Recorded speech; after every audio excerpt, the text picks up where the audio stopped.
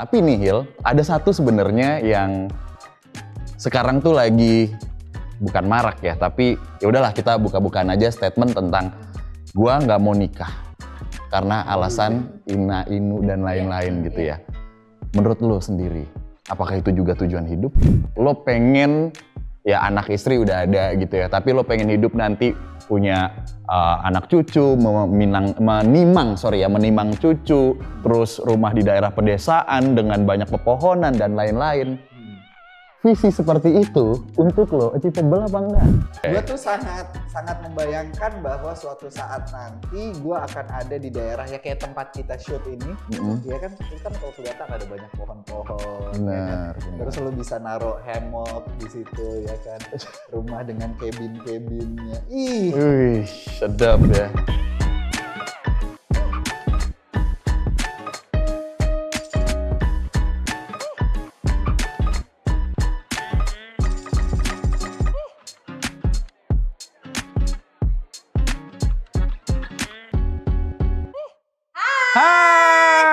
Halo kawan cuan, apa kabar semuanya? Semoga yang lagi nonton saat ini dalam keadaan yang sehat dan juga bahagia ya. Amin. Amin. Ketemu lagi nih kita barengan sama Raya Sabrina. Dan juga Bimo Kusumo.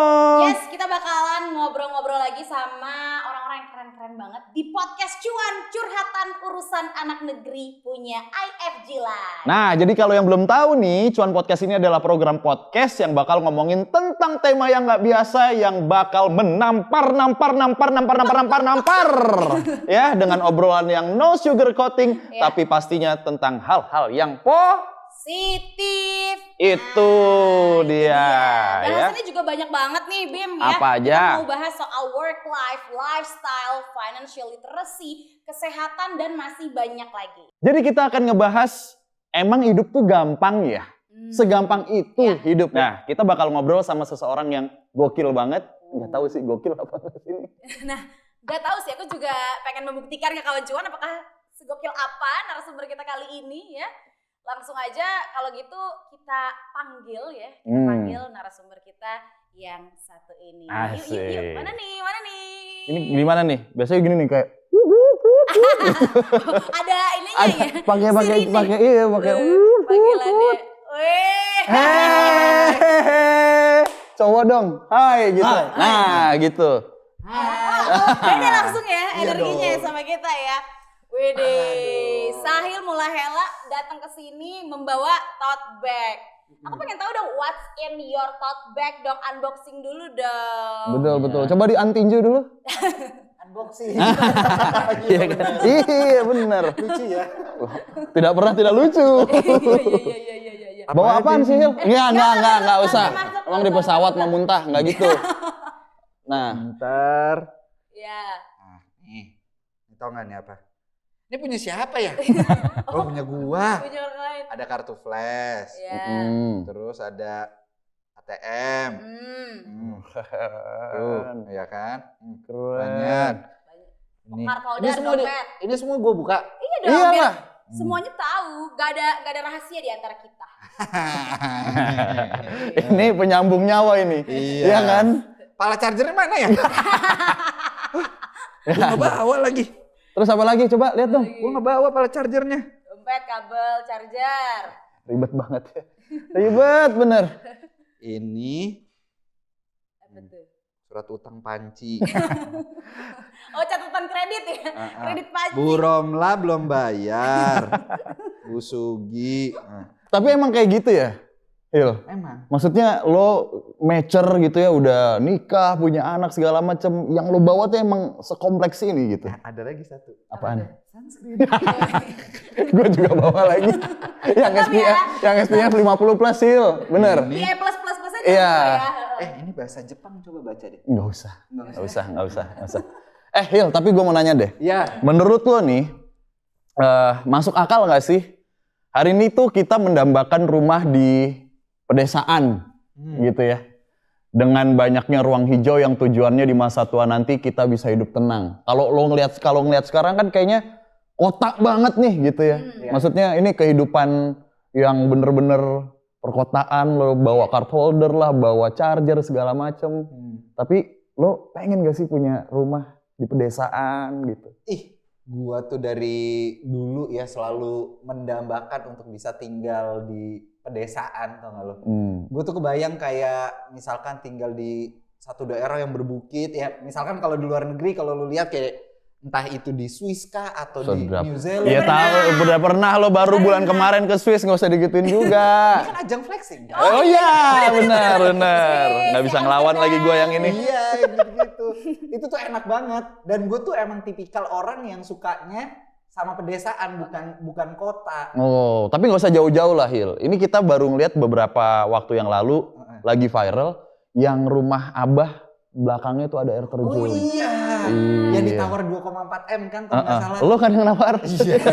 Gak dilepas lagi. Coba 3M. Mungkin Lepas ya? nggak tahu juga sih. Bisa Coba 4M. Makasih Mas, mantep. Wah, budget temen tuh. Budget temen biasanya. Iya, jadi kawan cuan di podcast kita ini nih, kali ini gitu ya. Kita bakal langsung ngobrol aja ke inti tanpa basa-basi, biar daging semua nggak pakai tulang, tapi pakai kulit. Wah. Lah kan kita mau menguliti. Oh iya, bener. Iya. Jadi sampai habis ya. Bener. Biar inti-intinya dapat semuanya. Itu Iya, dia. Iya. Oke Hil, kalau misalnya ngomongin kan lu emang suka tinggal di pedesaan gitu kan, lebih tenang gitu kan. Cuman kalau ngomongin realitanya nih, dengan tantangan hidup di zaman sekarang yang macam-macam, mungkin gak sih hidup nanti pas masa tua tuh tenang gitu? Mungkin menurut gua kan. Oh iya salah. Iya Sahil. Enggak, kalau saya udah masa tua tuh Gak udah ada mulai. mirip-mirip. Emang lu udah kelihatan ada ubahnya. Iya Hil, gimana Hil kalau gitu Hil? Kalau gue sih menurut gue masih mungkin gitu ya. Tapi kan seenggaknya memang dari pada saat kita di usia produktif, usia-usia sekarang nih produktif nih kayak Raya sekarang lagi produktif gitu kan. Produktif lagi nih.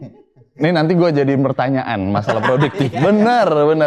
Mau lagi di usia produktif ini ya kita nabung juga gitu loh untuk masa tua. Kan orang yang paling sering lupain itu adalah gimana caranya untuk memikirkan masa tua kan.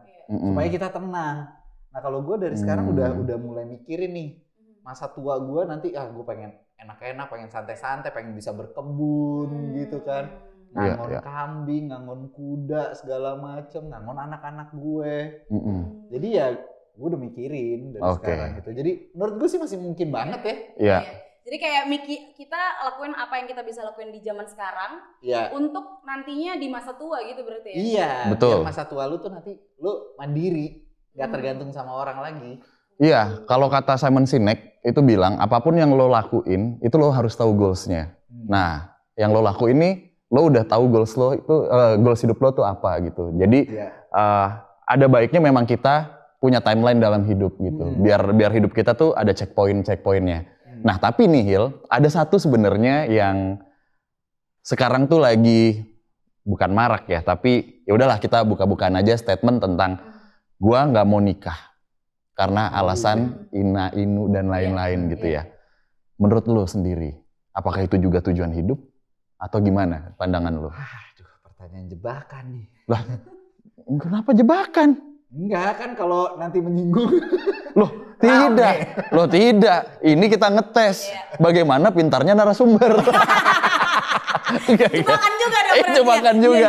Itu namanya buang body. Iya. Lu cari aman. Kalau menurut gue masalah orang memutuskan untuk dia nggak nikah gitu kan ya.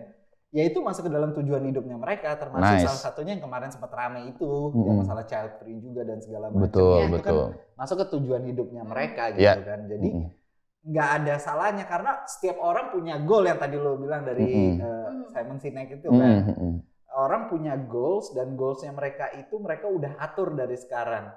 Untuk mencapai ke visinya itu, misinya udah dijalankan nih sekarang gitu kan. Betul. Jadi ya apapun itu keputusan mereka ya kita menghargai aja gitu. Jadi gue nggak ada masalah. Kita justru harus berdampingan sama orang-orang kayak gitu. Ya, sebenarnya kalau ditarik lagi ke dalam kalimat hak asasi gitu ya. Nah itu kan juga sebagai salah satu hak asasi mereka gitu. Iya benar. Gitu. Tapi kenapa sih kok kayaknya lu nggak apa-apa, maksud gue kalau emang itu bukan jawaban lo, jawab aja gitu. Jawaban gue. Oh jawaban lo. Udah jawaban gue. Oh iya udah. Apa-apa. Negesin aja. Hidup aing kumaha aing. Iya.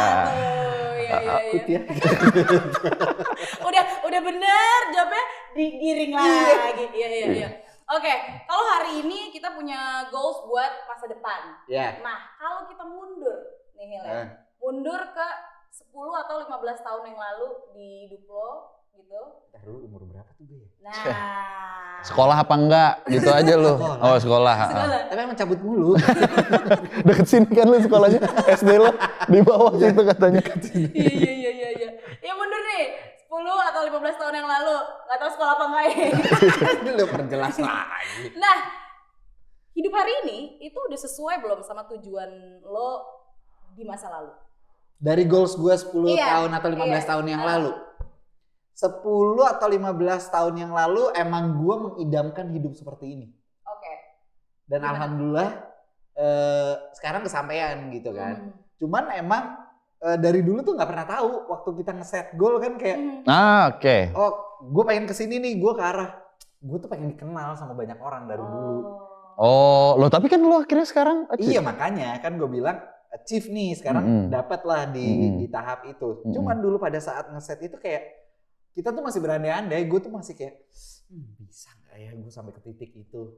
Gue ngeliatin orang kayak kok dia bisa ya ada di titik ini ya, kok dia bisa ya begini, kok dia bisa ya begini, kok bisa ya begini. Oke. Gue kapan ya ada Loh, di titik itu. Tapi itu kan sebagai salah satu indikator untuk lo mencapai achieve atau enggaknya itu adalah berandai-andai itu. Dan lo Memang. punya hasrat untuk gue bisa nggak ya kayak gini. Iya. Itu berarti lo nggak apatis tentang mimpi lo gitu. Iya. Iya kan?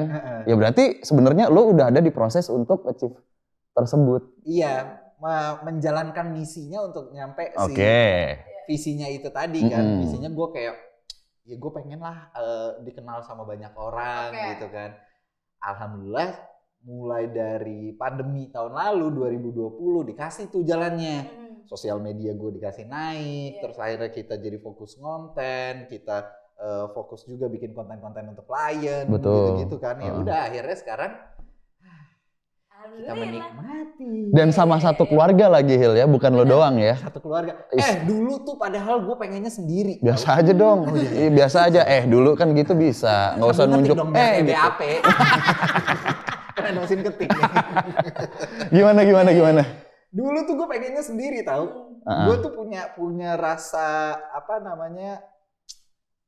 Orang kalau bukan egois apa? Self center, bukan? Bukan self center. Apa? Apa tuh namanya? Apa? Individualis. Service center, bukan? Handphone. Individu idealis. Idealis. Astaga tuh. Idealis. Kayak gini kok penyiar radio. Idealis aja bingung. Bukan, kan kadang suka kepleset di otak Iya. makanya. Gue tuh idealis banget dari dulu tuh kayak pengen jalannya sendiri. Cuman akhirnya pada saat kita bermain sosial media itu, terus lo tau lah dulu Instagram kan ada yang namanya Best Nine kan? Ya, benar. Iya. Ada Best Nine Instagram kan. Terus lo ngeliat kan, wah postingan gue yang banyak di likes tuh yang kayak gini, Iya, ya kan? iya. Gue ngeliat tuh di situ. Oh postingan gue yang sama bini gue sama anak gue, oh banyak ya di like sama orang ya. Apakah saatnya gue berkolaborasi sama mereka gitu? Oh, ada proses lagi di situ. prosesnya. Ada sebuah naluri insting kalau sebenarnya ini bisa nih untuk diolah dan jadi generate revenue lebih gitu buat lo. Iya. Dan akhirnya gue menurunkan si service center gue itu tadi. Nggak perlu ke service center kan idealis. Idealis, sudah Yang idealis. katanya. Udah Iya, di ini. Udah ketemu. Idealisme gue itu tadi. Oke, pertanyaannya Hil. Keluarga, idealis, dan achievable gitu ya. Kita nge-refer statement lo di awal tadi. Iya. Lo pengen ya anak istri udah ada gitu ya, tapi lo pengen hidup nanti punya anak cucu, menimang cucu, terus rumah di daerah pedesaan dengan banyak pepohonan dan lain-lain. Visi seperti itu untuk lo achievable apa enggak sekarang? Kan tadi lo achieve semua nih, ya kan? Terus lo melihat idealis lo tergerus dengan sebuah proses yang akhirnya lo lepas dari idealis lo. Nah, statement lo nih achievable nggak menurut lo nanti? Kalau menurut penerawangan saya, Nggak usah gitu. Jadi macam ayam nih. Nggak usah gitu. saya lihat untuk kurang lebih 20-30 tahun ke depan ini sangat achievable. Iya, karena saya punya mertua yang punya banyak lahan di kampung. Ya acim lah, emang lo nggak tahu. Mertua gua ke bawah. Pede banget menurut saya. Sangat mertua gua achievable. juragan kosan. Pantas bawa keluarga ya. Itu dia maksud saya, Bu Raye. Iya, pantas. Nggak, tapi Itu bener achievable menurut gua. achievable ya. Achievable. Oke. Gue tuh sangat membayangkan bahwa suatu saat nanti gue akan ada di daerah ya kayak tempat kita shoot ini, ya kan? Itu kan kalau kelihatan ada banyak pohon-pohon, ya kan? Benar. Terus lo bisa naruh hammock di situ, ya kan?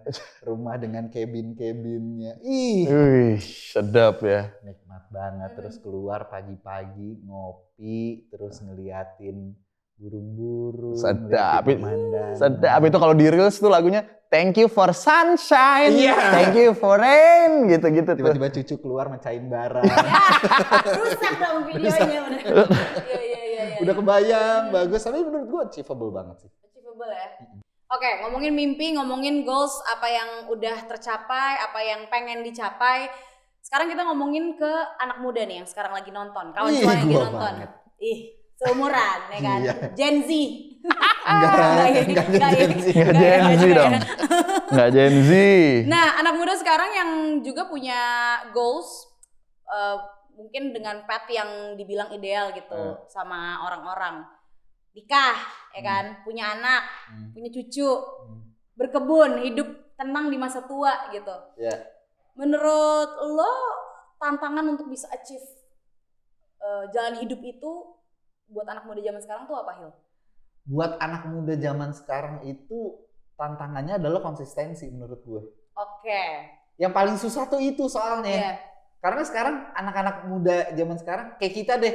Kita kalau ngelakuin sesuatu kan begitu kita tahu oh kita konsisten, kita baru achieve kan sesuatu kan. Iya. Cuman sekarang konsistensi itu tuh diuji banget. Gila gue kayak orang pintar banget tuh. Nggak apa-apa Hil. Kan buat flexing. Iya, Jangan iya. di sini, ya nggak? Cerdas Saya Hil. lagi flexing. Iya. Flexing jujur. Konsistensi buat hal apapun berarti ya? Dalam hal apapun konsistensi. Contoh kayak misalkan lo bersosmed, Raya kan juga bersosmed gitu kan, Bimo juga bersosmed, gue juga bersosmed. Konsistensi itu diuji banget kan kita kan. Gimana caranya kita bisa tetap stay, kita bisa tetap kreatif dengan ide-ide kita dan kita tetap posting terus gitu kan. Supaya apa ya? Supaya kita bisa tetap dapat views-nya, kita bisa tetap dapat numbers-nya gitu. Itu semua karena apa? Karena konsistensi. Kita nge-build community kan di situ kan. Nah, anak muda zaman sekarang itu juga kayak begitu. Dalam hal apapun mereka tuh harus membangun konsistensi itu. Iya. Diuji banget konsistensinya. Itu sih kalau menurut gue. Iya, bener sih. Karena viral gampang, sustain yang susah. Betul. Iya. Itu sebenarnya. Aku penasarannya ini, kan konsistensi itu lagi diuji banget. Yeah. Buat anak muda, menurut lo yang bikin susah tuh apa untuk konsisten? Apa yang menguji si konsistensi ini jadinya nggak jalan gitu? Godaan temen. Kenapa? GT. Ntar lu kenapa? Godaan temen, kenapa? Godaan temen. Kenapa? Lu sekarang lihat deh. Temen lu misalkan jalan-jalan kemana-mana. Jalan-jalan kemana-mana. Cakep. Enggak, gua nggak pantun. Oh, nggak pantun. Kirain pantun. Kompak banget lu berdua ya. Lah ya lagian jalan-jalan kemana-mana. Kayak misalkan lu lihat temen lu kemana-mana. Terus atau temen lu ngelakuin hal baru apa gitu kan. Terus kita ada curiosity-nya kayak, aduh, nih mereka udah begini nih, gue pengen ikutan. Jadi kita kayak nggak bisa konsisten sama satu hal yang lagi kita lakuin sekarang gitu loh. Jadi kayak penasaran, aduh gue pengen nyoba ini, gue pengen nyoba ini. Kan jiwa penasaran itu kan yang akhirnya jadi kadang itu bagus, tapi kadang itu jadi penghambat juga kalau menurut gue. Betul. Karena FOMO ya? FOMO banget. Fear of missing out. Iya, FOMO banget. Benar. Wah dia udah di sini, dia udah begini, dia udah begini. Terus lo mau konsisten akan sesuatu kayak, ntar dulu deh, gue coba di sini dulu kali ya. Ya nyoba banyak hal tuh emang bagus gitu kan. Akhirnya lo tahu kapabilitas diri lo, cuman ya ada satu hal yang lo konsistensiin lah gitu. Daripada godaan temen, mending godain temen. Itu lebih enak. Bener, tapi bener dong godain. Nih lihat nih. gue jalan-jalan ke Swiss sama istri gue. Wih. Masa lo nggak mau? Iya. Makanya lo ikut gue. Nanti lo ikut gue, dapat kapal pesiar. MLM dong. Lah yang emang kenapa? Oh iya bener. Selama itu bagus. Iya sih. Iya, bener. sensi banget Sahil. Enggak, kan gue cuma ngejelasin. Oh iya benar. Lo ngejebak mulu ya. Ya, jadi daripada kita yang terinfluence, kita yang menginfluence. Nah, Iya. dengan berbagai cara yang penting tidak mengintimidasi gitu, tidak dan lain-lain. Nah, tapi masalahnya Hil, konsistensi itu kan pasti ada yang namanya life hack. Ada sesuatu yang lo harus hack gitu. Maksudnya yang lo harus lakuin. Seorang Sahil Mulahela, life hacknya apa sih? Konsistensi yang gue lakuin, apalagi pertama kali ya, waktu gue nge-build nih sosial media gue gitu kan. Gue tahu akan ada masanya gue capek, akan ada masanya gue idenya buntu, ada masanya gue segala macem lah. Iya. Akhirnya gue ngambil alihnya tuh adalah dengan, oke yuk sebulan sekali kita langsung banking untuk 30 episode. Misalkan kita langsung banking di awal nih. Oh, misalkan kita sebulan akan bikin 30 konten. Ya udah 1 sampai 3 hari akan kita habisin untuk mulai dari mikirin idenya, terus skripnya kayak gimana, sama proses produksinya. Udah itu kita banking. Jadi sisanya kita cuma tinggal scheduling aja. Nah akhirnya konsistensi itu kan bisa terus terjaga kan. Orang melihatnya kan bahwa oh Sahil tetap posting kok. Yeah. Oh Sahil tetap bermain di sosmednya kok, nggak pernah ketinggalan. Ada terus di jam ini dia selalu ditungguin gitu. Iya. Ya itu salah satu cara gua adalah ya bagaimana kita tahu nih kalau misalkan diri kita lagi males banget. Ya udah lu manipulasi itunya gimana, caranya mengantisipasinya gimana. Ya benar, karena salah satu bentuk manifesto dari konsistensi adalah lo terbentur akan yang namanya kebosanan gitu. Nah akhirnya lo gimana caranya untuk bisa keluar dari situ. Barulah muncul yang namanya ide-ide baru, hack-hack baru, gimana caranya untuk lo keluar. Yang penting kan semuanya sekarang gimana solusinya, gitu kan. Ya lo saran-saran gak ada solusi buat apa gitu. Sama sebenarnya kalau misalnya nih kawan cuan nih gitu ya. Kalau misalnya lagi galau gitu habis diputusin pasangan dan lain-lain gitu. Sebenarnya kawan itu cuma punya saran. Yang punya jawaban adalah diri sendiri. Gitu. Jadi ya emang kita nih harus benar-benar aksi aja gitu. Nah, itu dari konsistensi tadi akhirnya bisa kebentuk tuh. Sama yang seperti Sahil bilang sekarang ini, akhirnya lo bisa dapetin goals lo. Ya gue yakin sih mimpi yang dirawat pasti akan tumbuh gitu. Mimpi adalah kunci untuk kita. Boleh? Gitar nggak ada nih gitar. Gitar nggak ada. Kunci, gimana? Nggak gitu ya. Kenapa jadi kunci tuh? Ya. Jadi selain nabung uang juga nabung konten ya. Nabung konten. Nabung konten biar kalau di masa depan nge-stuck, bosen, udah ada tabungannya. Iya, tapi ngatur uang tuh juga penting tau. Nah ini yang sebenarnya aku penasaran. Kalau life hack tadi soal perkontenan, per social media disiapin dulu, di banking dulu biar nanti kedepannya lebih mudah schedulingnya. Kalau hal-hal prinsipil kayak tadi tuh ngomongin finansial, ngomongin uang, ngomongin nabung, itu gimana Hil biar bisa di-share juga nih ke kawan cuan kalau dari lo ngaturnya? Uang. Asik. Dramatis nih. Gak mau tiba-tiba kepikiran, aduh gua harus bayar rumah sakit. Bener. Nggak mau. Gimana caranya? Itu caranya. Coba lu tanya ke gue. Gimana caranya? Caranya? Karena kalau menurut gue, nabung itu bukan karena privilege. Nabung itu adalah mindset. Kalau lu udah punya mindset untuk lu mengalokasikan sebagian pendapatan lu untuk tabungan lu, untuk kedepannya, untuk secure lu, ya udah lu pasti bisa. Berapapun itu, lu pasti bisa. Yang penting itu adalah kebutuhan kita terpenuhi. Iya. Kalau masalah keinginan nanti, kalau kebutuhan utamanya udah terpenuhi, baru kita foya-foya. Bisa bermandikan flu. Mantap, Wan Sahil.